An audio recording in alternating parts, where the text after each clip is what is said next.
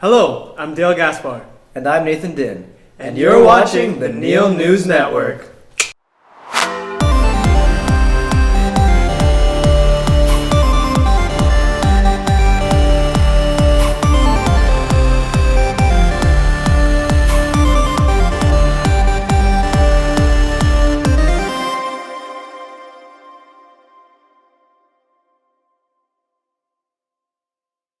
We have reached the halfway point of this semester and are less than 3 months away from summer break. With the Toronto Raptors and the Maple Leafs qualifying for the playoffs, our school celebrated by having a Jersey Day. We have our senior reporter to talk to the students about their thoughts and predictions. Over to you, Chappie.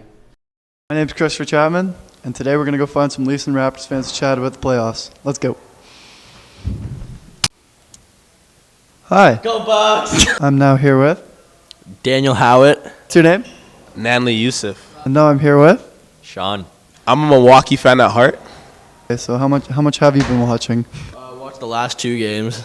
The last 2 games. Milwaukee, not the full series. Full series? Okay.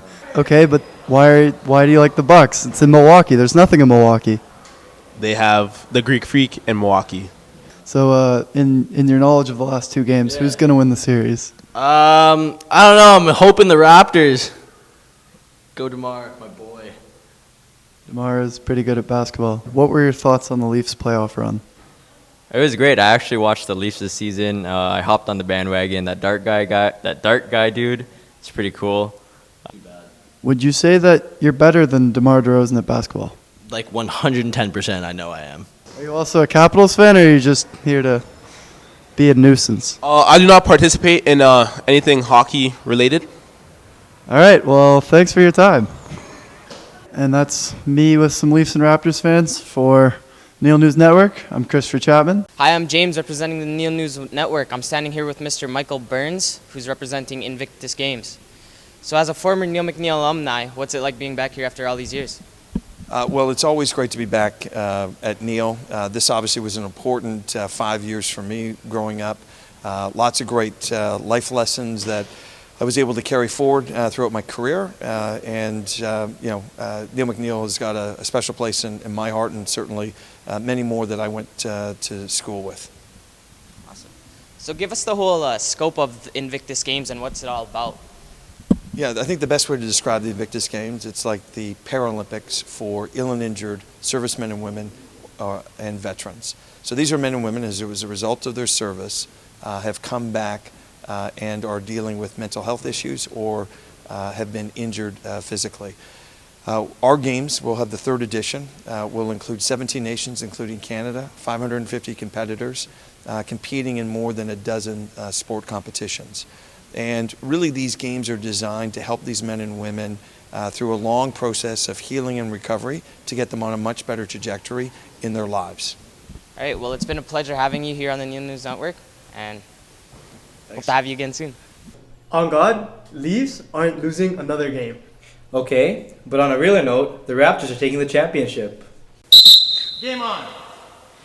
All right, thanks, guys. So we are here with the grade 9-11 NBA intramural champions. You guys just want to introduce yourselves? Yeah, I'm Nick. I'm Will. I'm Logan. I'm Adrian.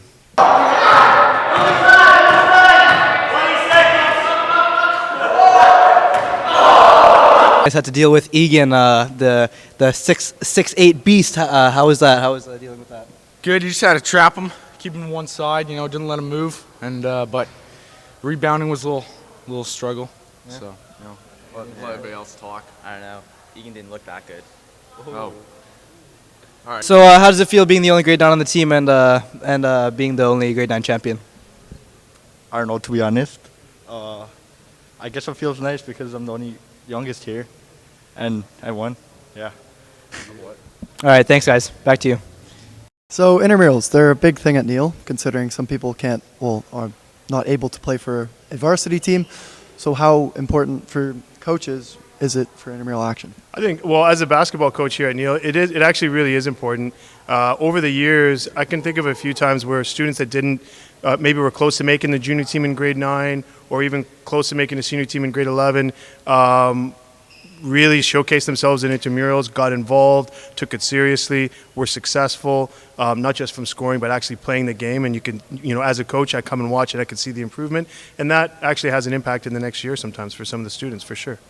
Yeah, it was a great opportunity for some of the kids that didn't make the team, and quite a few of them actually played in this intramural. Congratulations. I don't know about that. Well, congratulations, guys, on the 2012 win, and thank you for your time. Thank you. Thank you. Real talk, I could go for some poutine right now. Yeah, you're right. Let's kick it to John over at Gino's for this week's Poutine Critique. Welcome back to Poutine Critique. It's your host as always, John Carpino. Today we went over to Gino's Pizzeria and oh boy, they had poutine. You think we would be running out of places, but oh no. I rate this poutine 2 out of 3 cheese curds. It definitely has the quantity we like, but also has some quality. Anyways, this has been Poutine Enthusiast and Critique John Carpino, signing out. Looks delicious. Sure does. In other news, Camp Olympia is just around the corner, and we have Joshua Cabrera with Miss Molina for this week's Teacher Feature. I'm Joshua Cabrera of the Neil News Network. I'm here with Miss Molina. So Miss, how are you doing? I'm doing well, Josh. How are you? I'm doing good. So Miss, can you give us a brief explanation of what Campo is and when are you guys leaving? Sure, Josh. Camp Olympia is actually a weekend dedicated towards building relationships and leadership skills for students in the TCDSB, and it's all of the schools in the TCDSB. There's 2 weekends, and the weekend that we are going to is on May 5th. So what type of preparations are the boys doing and how's it going? Well, there's many aspects to the Camp Olympia weekend. Right now, we're working on our lip sync routine, and the boys are doing absolutely fantastic with that.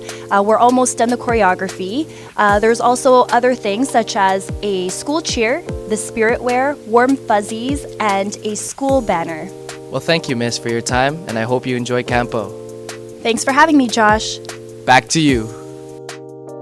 Hope the boys will have a great time, and we hope you enjoy this week's episode of the Neil News Network. I'm Nathan Dim.